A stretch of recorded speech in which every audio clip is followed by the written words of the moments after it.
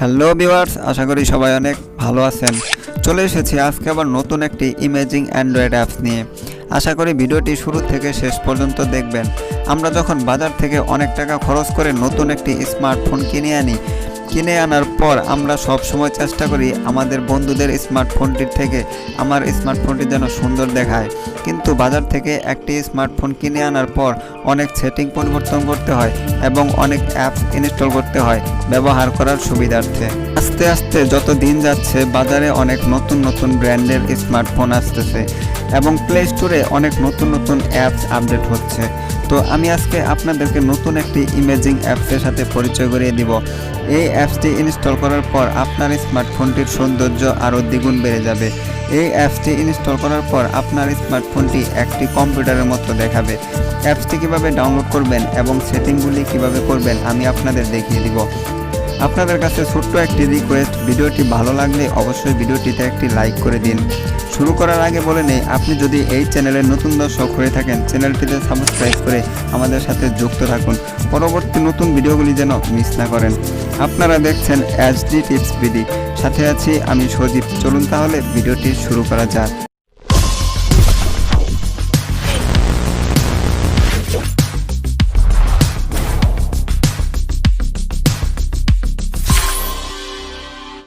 চলুন তাহলে অ্যাপসটি ডাউনলোড করা যাক।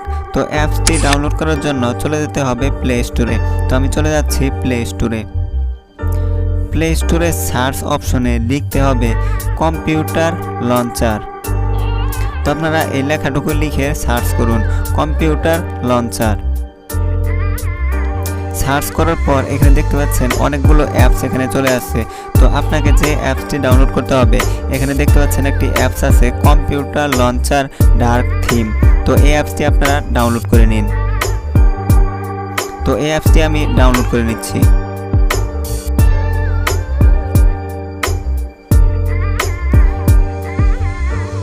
ডাউনলোড করার পর জাস্ট চলে যাই ওপেন